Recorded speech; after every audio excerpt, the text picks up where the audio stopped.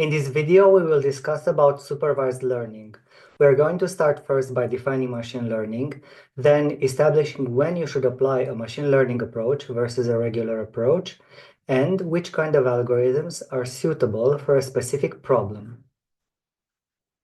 So let's warm up first, and let's take a simple example of activity recognition. We want to write a program which can recognize activity in a traditional way and then make rules for some conditions. The only information we have about the activity is the speed. So one way we could program this in a traditional way is with if-else statements. So if speed is less than 4 meters per hour, then we can categorize the activity as walking. If not, then we can categorize it as running. If we include more conditions, then if the speed is less than 12, then we can categorize between 4 and 12 as running and everything else as biking, and we could add more conditions for this to make sense. But how can we categorize golf based on this one variable? For instance, speed will vary a lot if you are going uphill or downhill, then somebody's walking speed is somebody else's running speed, and so on. Sometimes we cannot figure out rules in complex scenarios like these. So this is where machine learning comes to rescue. Assume this person and other people are wearing sensors and say if they are walking, biking, running, and so on. Then you would look for patterns in the data that fit any of these scenarios. So let's say that every activity generates specific and unique data which represent this activity, like the picture that you see on the second row. We realize that this data has specific patterns and we give labels for every pattern. In a nutshell, in traditional programming, we have rules and data that come in, as you can see over here, and then answers that come out of the system. In machine learning, from a programmer's perspective, is just a reorientation of this diagram. Instead of figuring out the rules that will give the answers, we can feed in many answers along with the data and have the machine figure out what are the rules instead. But now let's take a look at when to use ML. This is a big question. Is machine learning suitable for every problem? The short answer is of course not. There is no need to learn, for instance, how to calculate payroll. But here are some examples of situations when we can use machine learning. ML can turn out useful in scenarios when human expertise does not exist. For instance, in an environment that is completely new, like navigation to Mars or on Mars. Or for that matter, diving in the deep ocean. Remember the Titan submersible tragedy last year. Humans cannot express sometimes their expertise, they cannot explain it or describe it, like in speech recognition. And sometimes models need to be customizable. So we need to have customizable solutions which differ based on every person. And in genomics, models are based on huge amounts of data, like this one that you see on the right side over here, this huge heat map. Many people, both programmers and otherwise, take machine learning algorithms as a tool to solve their problems, and they apply them mostly at black boxes and collect the answers they need. They have a collection of data, they use these specific algorithms, which are destined to specific problems, to get their answers. So what we are aiming to do in this course is to open up some of these black boxes and apply these algorithms in a series of projects during the labs. As you already know, you have 3 mini projects during this course, and in one of them you will have to implement a solution for a specific problem and write a small report based on the supervised learning techniques. So now let's look at what is machine learning. So first of all, let's look at learning. Learning, as defined by Ambrose et al. In 2010, is a process that leads to change which occurs as a result of experience and increases the potential for improved performance and future learning. Now let's define machine learning. You will hear more about this Arthur Samuel in the AI course. He invented algorithms like alpha-beta pruning, and he did this attempting to solve checkers game by choosing the next move based on the minimax strategy. But you will hear more about this in the next period in the AI course. Now we are going to look at his definition of machine learning. And he says that machine learning is the field of study that gives computers the ability to learn without being explicitly programmed. Then another figure that is well renowned in the machine learning field is Tom Mitchell, who in 1997 has defined machine learning as the field concerned with the question of how to construct computer programs that automatically improve with experience. So keep this in mind, because on the next slide, we are going to go into a bit more formal definition of machine learning. So machine learning, as per definition that we had from Tom Mitchell before, is a computer program which is said to learn from experience E with respect to some class of tasks T and performance measure P if its performance at tasks in T as measured by performance measure P improves with experience E. So a well-defined learning task is given by the tuple ETP. And here's an example, playing checkers. The task is playing checkers. The performance measure is the percentage of games won against an arbitrary opponent. And the experience is playing practice games against itself. So the program plays practice games against itself. Then we can have others, like the task can be recognized in handwritten words. The performance would be percentage of words correctly classified. And the experience could be, for instance, a database of human-labeled images of handwritten words, and so on. We could have, for instance, a task of categorizing email messages as spam or legitimate, and we will look at an example of this later on.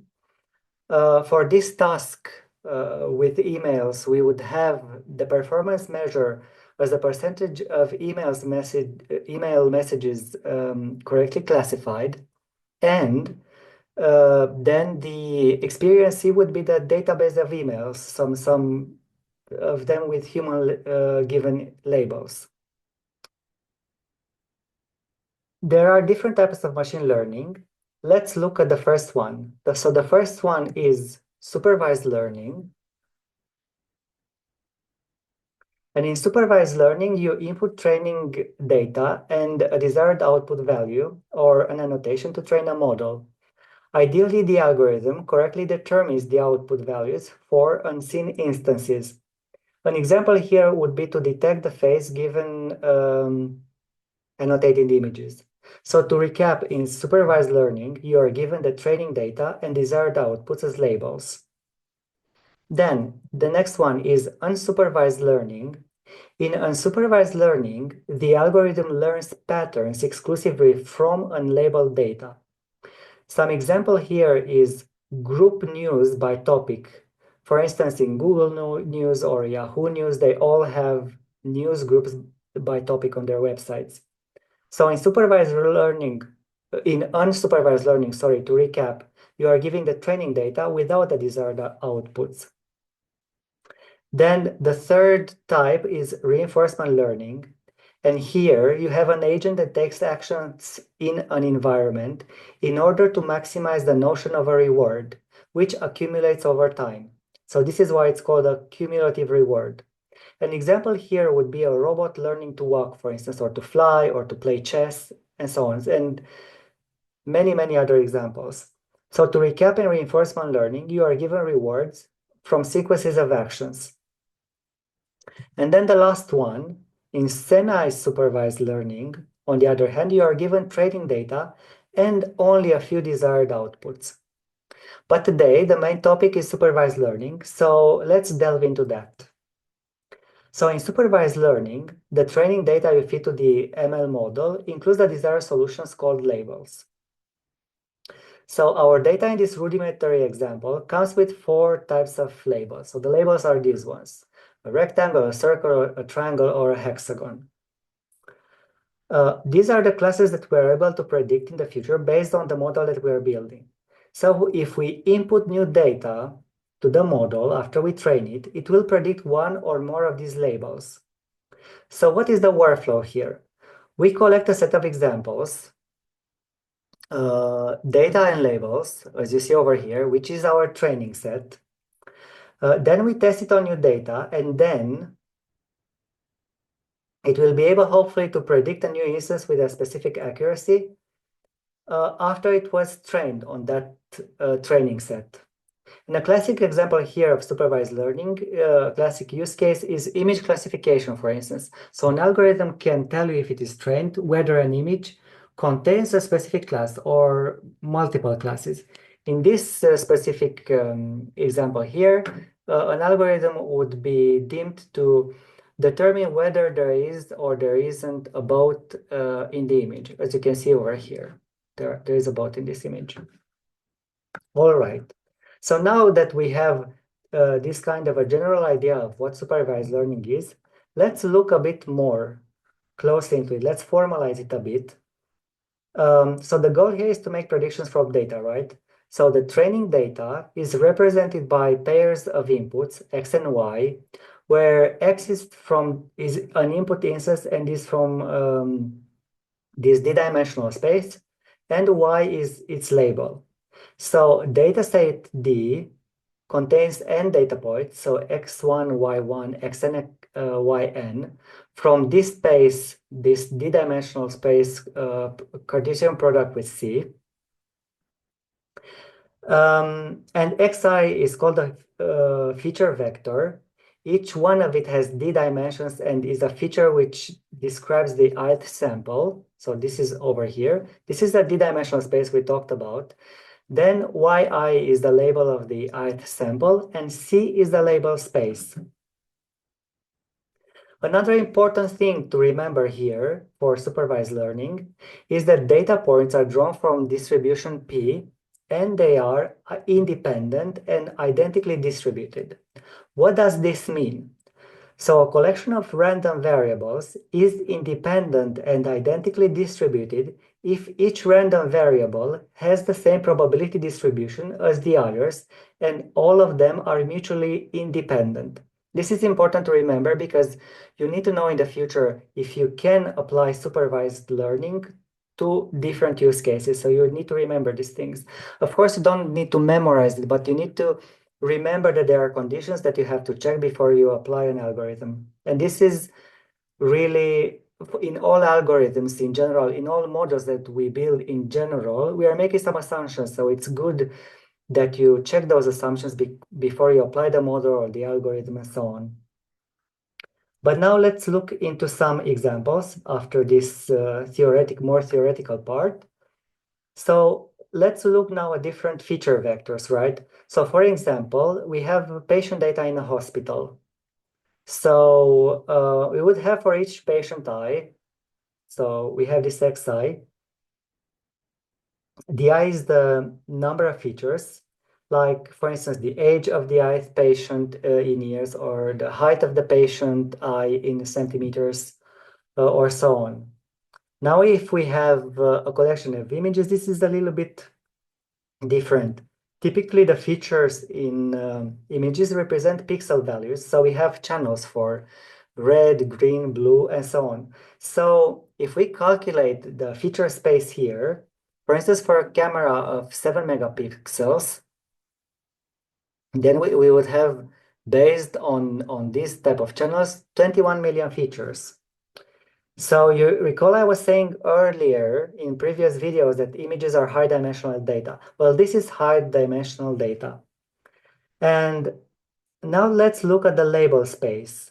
So for binary classification, the label space is binary. So for instance, we have -1 and 1. And an example here could be spam filtering. So an email is either spam or not spam. Of course, it can be 0, 1, true, false, and whatever, anything else you want to add there. Essentially, to remember that it's binary. Then you have multi-class classification. So where this label space is from this set from 1 to k, with k has to be at least 2. And an example here is face classifications. For instance, you try to detect a person out of k identities, right? So you have k people and you try to identify one of them.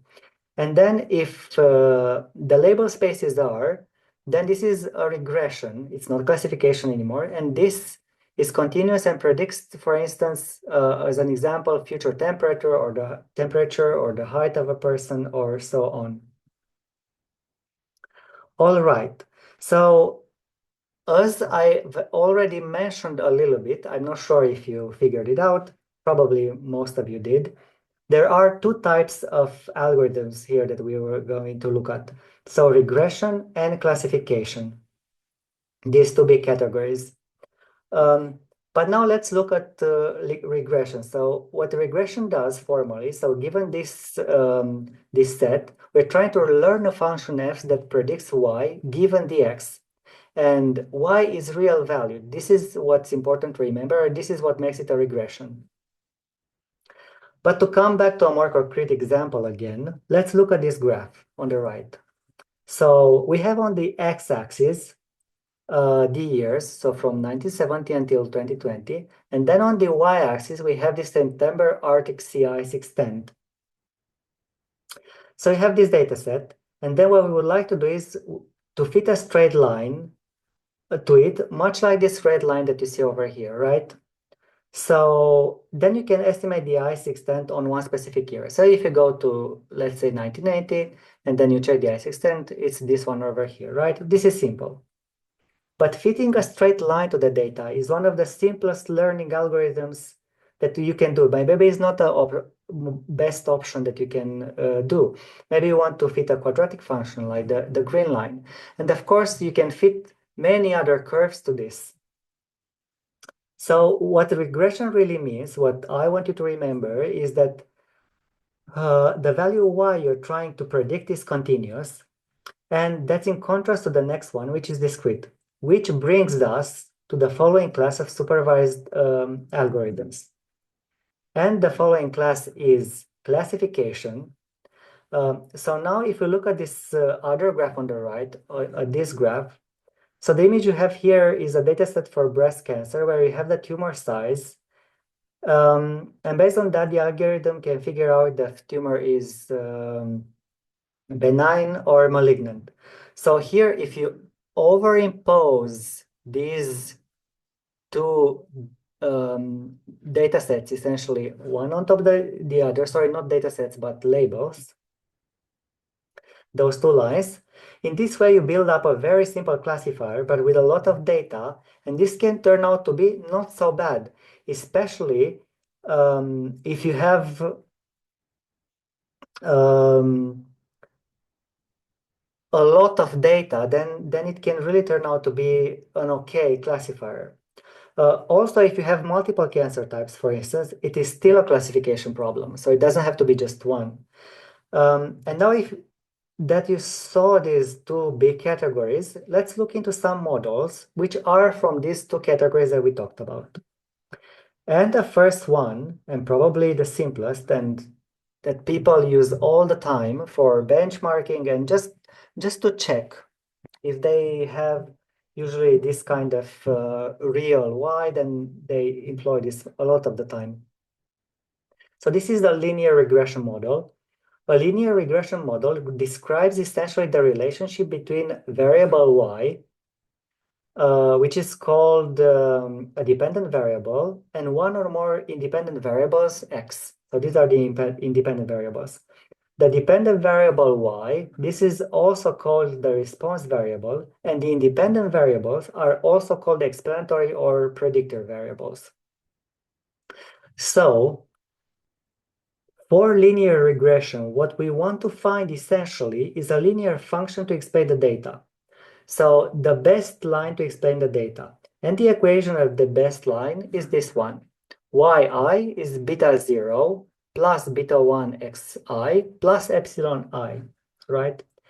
Beta 0, this term, is called the intercept and is the value where, it's this one over here, it's essentially the value where the line hits the y-axis. So for x is 0. And beta 1 is the slope of the regression, or the change in y with respect to x. So you can find it over there. The purpose of regression analysis is to come up with an equation of a line that fits through this cluster of points with a minimal amount of deviations from the line. So this is what you need to remember. The deviation of the points from the line is called an error. So like you see this epsilon I there. So what we are trying to effectively do here is to minimize this error. And there is one way to do so. So this kind of regression line, which is also a lot of the time called a line of best fit, is this line for which the sum of squares of the residuals is a minimum. What does that mean? So we calculate the best fitting line by minimizing the sum of the squares of the vertical deviation from each data point to the line. So essentially for all these epsilons that you see over here. So over here, over here, over here, over here, over here, and so on. And what we aim to do is to find the line which minimizes that sum. Now there are also some assumptions that you need to remember here. So this is also important to remember, like I said earlier on. The error values epsilon are statistically independent, or they should be if you apply the model. Error values are normally distributed for any given value of x.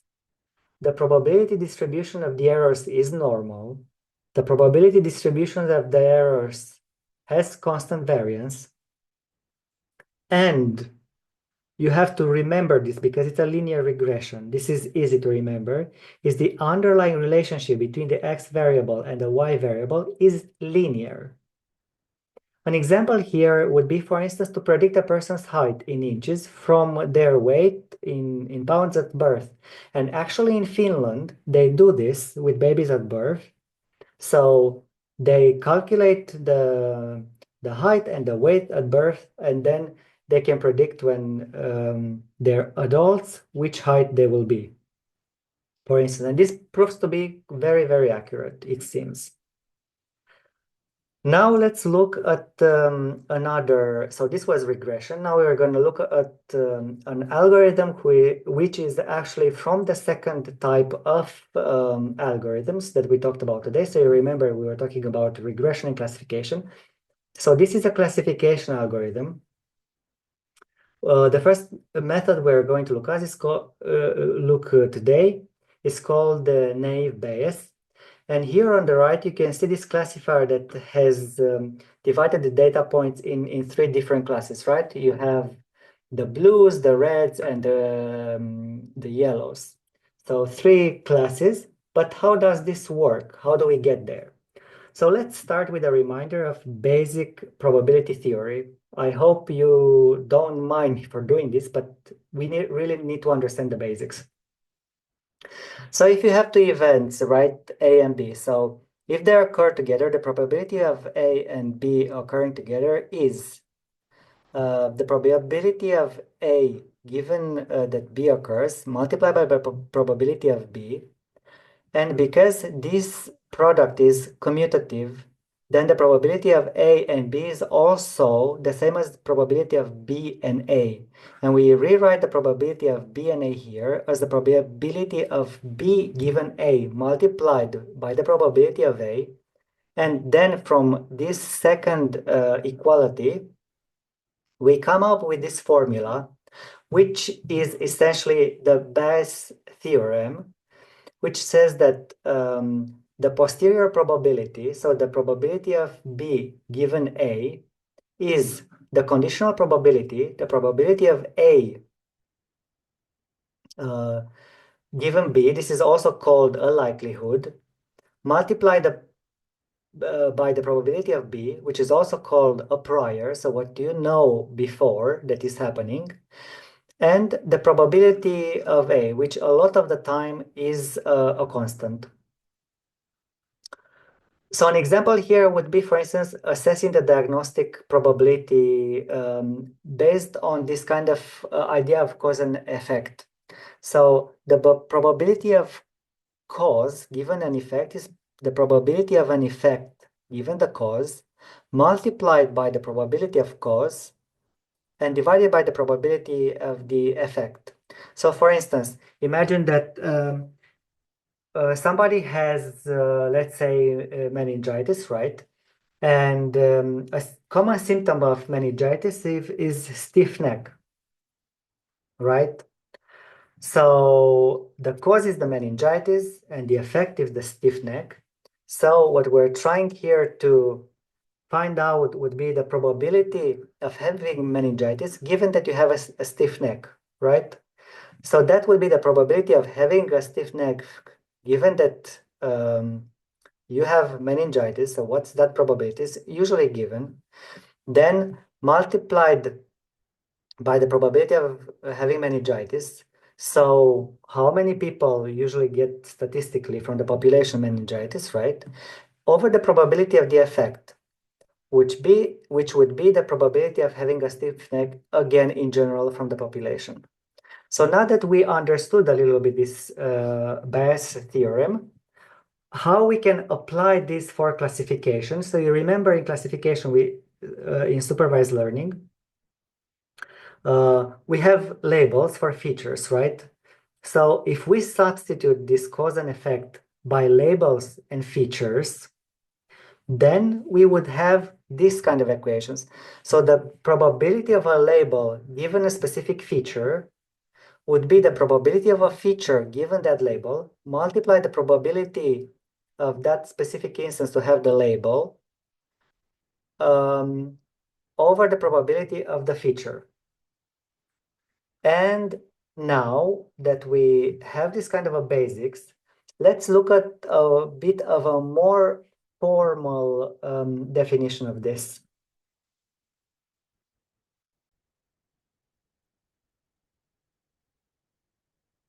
So what a Bayes classifier does is calculating the probability of a previously unseen instance belonging to each class and then pick the most probable class for that specific instance. So what we need to do really is to just apply this Bayes theorem applied in this context, right? So we have this formula, is the same as the Bayes' theorem that you saw before. Probability of instance D occurring, which is the same for all classes. So it's this term that I said it's constant. Then this is the probability of occurrence of class CI. So how frequent is class CI in the data set? Then the likelihood, or also I call this conditional probability, is the probability of generating instance D given class CI. So this, assume being in class CI causes to have some feature D with some probability, right? And then what we want to actually calculate is this posterior probability, which is the probability of instance D being in class CI, right? So this is how a Bayes classifier works. To formalize this task a bit more though, naive Bayesian classifiers assume that the attributes have independent distributions and then estimate the probability of class CI, as you can see over here, as being the probability, not the probability of class CI generating instance D as the probability of class CI generating observed value for feature 1 multiplied by feature 2 multiplied by feature 3 and so on. This is also called the chain rule. You will also learn about this chain rule a lot more actually in the artificial intelligence course. And also in the artificial intelligence course, you will learn a lot more about Bayesian nets. So remember this Bayes theorem because you're gonna work with it for sure more. But all is good until we look at the accuracy of a model. So we have the predictions, but how can we tell if the predictions are good or bad? So we can create this kind of a confusion matrix or this kind of a table. Well, we have the predicted label and the real label, and we can quantify some terms. So the accuracy is kind of well known already to everyone. So what I would like to introduce here is this precision and recall. So here you have the true positives means that these are the instances that are the real label is positive and then the predicted label is also positive.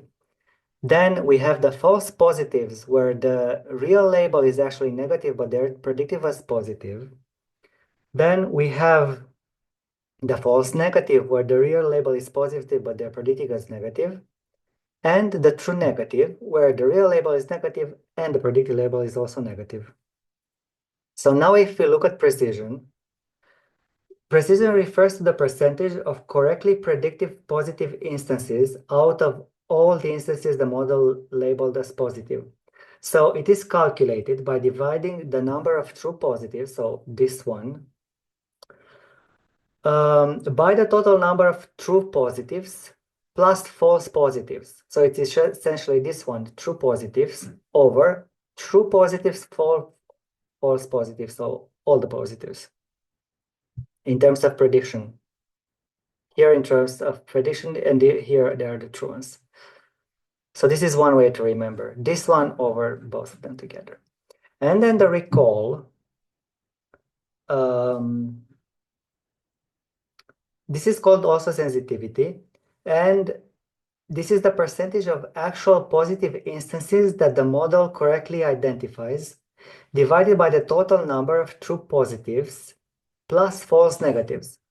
So true positives over true positives plus false negatives. So the recall is this one over the other, over the first column. So this was over the first line, this denominator. So this is how to remember it easily. And of course, the accuracy is the sum of true positives plus true negatives over the sum of everything. But now let's look a little bit of two examples for precision. So I'm going to reiterate again. Precision shows how many of the model's positive predictions are accurate. And the high precision score means that the model is making very few false positive errors. So if we take the example of a clinician diagnosing patients for a disease, precision is like the accuracy of your positive diagnosis. So what precision tells us is how often is the clinician right when they say that someone is ill. And the high precision means that the model rarely misdiagnoses healthy people as sick, which is really great because it would be a terrible thing to alarm people for no reason. For instance, telling somebody that they have cancer when they don't. Recall, on the other hand, I'm going to reiterate it again, shows how well the model detects positive instances in the dataset. So how good is the clinician of catching all the positive cases? So if we go back to that, recalls tells us out of all the people who have a disease, how many times did the clinician correctly identify them? And the high recall means that the model very rarely misses sick people, which is also great because also you don't want to be sick and told that you're actually healthy instead. Now let's look at next algorithm. But before, I would like to mention that it's really, really good to remember this evaluation. If you knew it already, I'm really glad. I'm sure there are some people who didn't work with this, so it was important to mention. But you will use this with many, many, many algorithms from now on in the future, in your future jobs and so on. So it's very good to remember. Or if you don't remember it exactly, it's good to know that this is how you can evaluate and you can Google it, etc. And now let's look at the next algorithm, which is linear regression. So our main aim here is to evaluate the sorry. I would like to mention first that in linear regression, let's start from there, right? Linear regression, our main aim was to estimate the values of the y-intercept and of those ways to minimize the cost function and then predict the output variables, y. But in logistic regression, on the other hand, this is a supervised machine learning algorithm, which is actually used for binary classification tasks. where the target variable has only two possible outcomes, either 0 or 1, yes or no, true or false, etc. And despite that it has the name of logistic regression, it is actually a classification algorithm. It's not a regression algorithm. And the goal here of logistic regression is to model the probability that a given input belongs to a specific class. And it estimates this probability by fitting a logistic function, like the one you see here, f of x, which is also called a sigmoid, to the input features. So the logistic functions maps the input x to a value between 0 and 1. As you can see over here, this logistic model, the yellow line.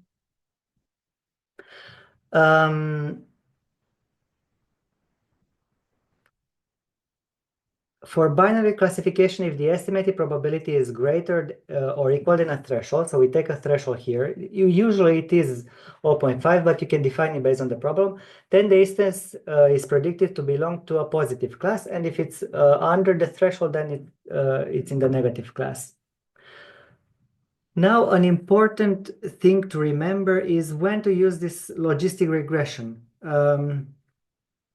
So, in binary classification, for tasks when the target variable has two possible outcomes, yes, no, true, false, etc. And it's widely used in scenarios like we were talking about just earlier about spam email detection. So is the email spam or not? Disease prediction, is a patient sick or not? Credit risk assessment, is a person eligible for the credit or not? And so on. Also in probability estimation, because logistic regression provides probabilistic interpretations for predictions. And for example, predicting the likelihood of a customer making a purchase, or is estimating the probability of an event occurring, the likelihood of defaulting on a loan, and stuff like that. It's quite interpretable because it's relatively simple and easy to interpret comparing to more complex models like that you would use for classification like neural networks or support vector machines and so on. And it performs quite well on small to medium-sized datasets, I would say, with a moderate number of features. So the features can be, the number of features has to be small for it to function, to perform well or fast in a way. But it can become, though, computationally efficient even if you get handle data sets that are thousands of samples, but then you can expect it to require a lot of resources. And a lot of the time, logistic regression is used also like linear regression as a baseline model for, but in this time, logistic regression uses the baseline model for classification tasks. So it provides this kind of a simple benchmark against which you can compare the performance of more complex models with. And of course, the whole point of this graph over here is to show you that there are similarities between linear regression and logistic regression. So first of all, there is the regression framework. Both of them are regression techniques which are used in supervised learning. So this is something to remember. Both of them use linear relationships, linear functions. So linear regression uses a linear functions like we saw to model the relationships between the input features and the target variable. And logistic regression uses linear combinations of input features and then applies this non-linear transformation using this sigmoid function. So this is why this sigmoid function is basically based on this linear regression, as you can see. And both algorithms aim to minimize a loss function, right? They aim to find the optimal parameters or coefficients that fit the best our data set. And we can threshold linear regression to make it become logistic regression, right? So while linear regression predicts continuous numerical values, it's possible to threshold it, to convert it to a binary outcome. So the way you do this is you fit a linear regression first, you train a linear regression model to predict the continuous outcome, then you apply a threshold, like I was saying earlier, this one here, for instance, to predict the values. Then if the value predicted is greater than the threshold, then you classify it as one category, and otherwise you classify it as another category. All right.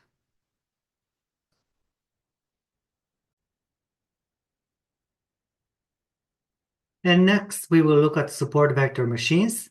A support vector machine is a classifier derived from statistical learning theory, which really a lot of the methods that we're learning today are. And SVMs became famous in the 90s when they were used on images. And at the time, they gave accuracy comparable to the neural networks at the time in the 90s. In a specific task, this classic handwriting recognition task, I guess you all know or heard about it.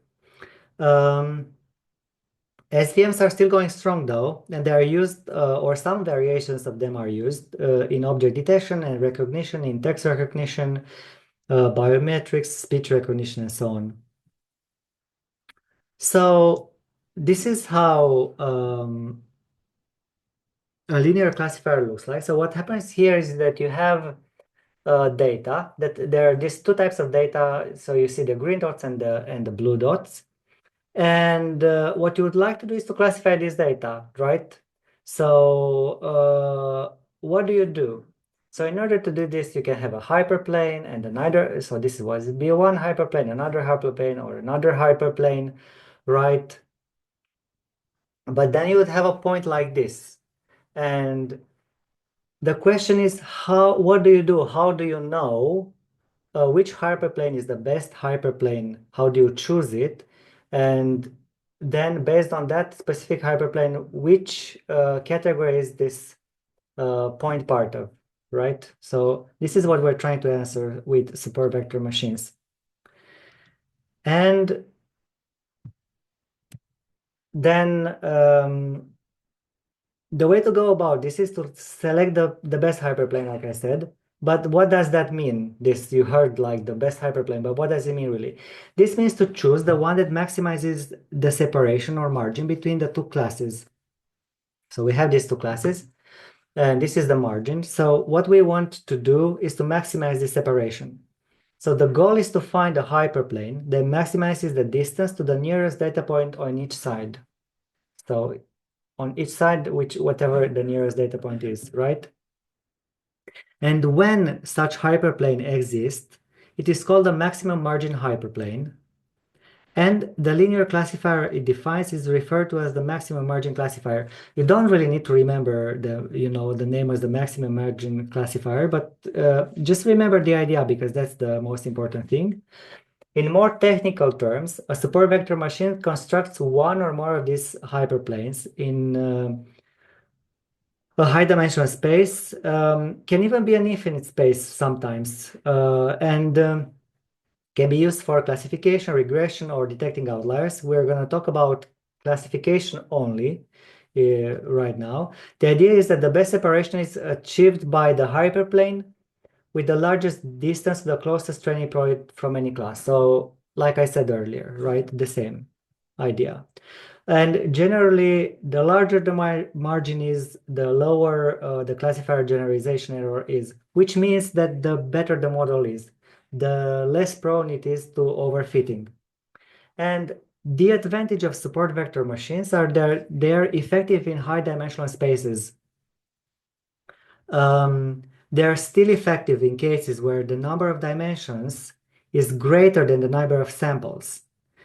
So this is why they are still used today, because you cannot always use neural networks or more complicated algorithms that require a lot of data, a lot of features, and so on. They are also memory efficient. And this is why, because they are so versatile, this is why they pass the test of time, and we still use them today. And next, we're going to take a look at the k nearest neighbors. And to do so, I would like to start with this anecdote first, because this is maybe the easiest way to remember the idea behind, right? You remember, I'm not sure about your parents, but my parents were telling me when I was a kid, show me your friends and I'll tell you who you are. This is a common saying in many cultures, right? So this is essentially how this k nearest neighbors algorithm works. So this is a non-parametric supervised learning method. In fact, it has one parameter, this k, that's in the title, but we'll delve into that in just a bit. KNNs classify or predict the grouping of data points based on how close they are to other points. So based on proximity, it's called. And they can be used for either regression or classification problems. They are typically used as a classification algorithm because we're working off of the assumption that similar points can be found near each other. So it's kind of an easy way to think about it, let's say. But during this course, we will only consider it as a classifier, not as a regressor at all. So in classification problems, a class label is assigned based on a majority vote, meaning that the label that appears most frequently among the neighboring data points is chosen. So this is technically referred to as the majority vote. So as you can see, we have categories, and these points are in these categories classified. So to find the closest neighbors to a given point and assign a class label to it, we apply this k-nearest neighbors algorithm. And how do you do this? So how do you create this kind of like class or this kind of areas that they group together, right? So in order to do this, you require a distance matrix. So this algorithm doesn't have really any training. So essentially the data is the algorithm, right? So to identify the nearest data points to a specific point, this is also called the query point. You calculate the distance between the query point, so the point that you want to test, and the surrounding data points. And these distance metrics help create these decision boundaries, like you see over here, these decision boundaries, dividing the query points into various regions. Sometimes there are diagrams like this, Voronoi diagrams, that are used to visually represent the decision boundaries. And there are different distances that you can apply here. You remember probably from high school math, and not even before high school, the Euclidean distance, which is the most commonly used distance measure. But this is limited to real valued vectors. So if we want to go beyond that, we can use the Manhattan distance, which is also a popular distance metric, which measures the absolute value between 2 points. And now let's talk about this parameter k, which is the only parameter of the algorithm, and it defines how many neighbors will be checked in order to determine the classification of a specific query point. So if we have k is 1, the instance, so the point we are trying to assign, will be assigned to the same class as its nearest neighbor. Now, defining this k can be difficult, as different values can lead to either overfitting or underfitting. Lower values of k can have high variance, low bias. Larger values can have high bias, lower variance. So the choice of k really depends on the input data, on the outliers, on the noise in the data set. So it is recommended to try with different kinds of values and see which describe data, which describe best the data. So visually to inspect, like we see in this diagram. And another thing to remember is that it's recommended to have an odd number for k, because in this way you avoid ties in classification. And another thing you could do, you could apply these cross-validation tactics to choose the optimal k for your dataset. That's another way to go about it. And we are nearing the end. We're not yet there, but we're nearing the end. And the last algorithm that we are going to look at are decision trees. So if we look at decision trees, what is a decision tree essentially? Is a diagram which resembles a flowchart, as the one you see over here, right? Which is used for making decisions or predictions. So it consists of nodes that represent decisions or tests on features, branches that indicate the outcomes of these tests, and then leaf nodes that provide final predictions or outcomes. One thing to remember is that decision trees have only burst nodes. So they only have splitting paths like this. They do not have sync nodes or converging paths, right? So only burst nodes. And how does a decision tree work? So first of all, by selecting the optimal attribute, so the best attribute to split the data is chosen, and this you can have different metrics for it. Then you split the data into subsets which are based on the chosen attribute, and then you perform a recursion. So the process is repeated for each subset, generating new internal nodes or leaves until a stopping criterion is met. And this stopping criterion can be, for instance, until a certain depth has been reached. So what we do is we start with an initial guess based on our knowledge of the world, and then we refine it to estimate as we gain more information. So if we wanted to, for instance, check the outlook of the weather today, for instance, if we would like to go, let's say, to run, we would start to check whether is it a sunny day, how is the overcast, whether it's a raining day. And in fact, this flowchart as an idea is a rudimentary decision tree. So we have a root node, this outlook. If we want to go, like I was saying, running, then we have these internal nodes, which are testing the attributes, like this attribute humidity. Then we have branches which correspond to an attribute value node, where we have if whether the humidity is normal or high and so on. And then at the end, each leaf node assigns a classification, so yes or no or so on. However, we have not quite built a full decision tree here. What you see, this is like just a small example, because especially as humans, we take so many shortcuts. So a lot of the time, these decisions that we would make wouldn't be very good, and they are kind of difficult to explain to machines anywhere, or to not explain, because they could be encoded with logic, of course. But to encode it in the logic and to really make it so that we get good results, it's a little bit difficult. So the prediction that you would make with the previous tree could be most likely incorrect, because there are too many factors to consider there. Each guess will likely be too high or too low. Everyone approaches the problem with a different knowledge and interprets the questions differently. So I might say something, someone else might say something else. In technical terms, the way you would put this is that the predictions have variance. So they are scattered around the correct answer. But what we gather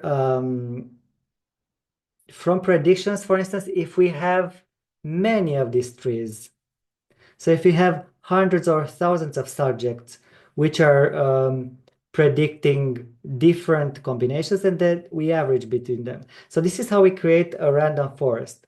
So the core concept behind the random forest is combining multiple decision trees, as you see over here. Because while individual predictions from one decision tree might be inaccurate, combining them in many predictions, on average, they are probably accurate. So this was a classifier based on a random forest. Of course, you can also build a regressor based on random forests, but we're not going to discuss them in this video. But my time for today ends here. Thank you for listening, and see you in the next video.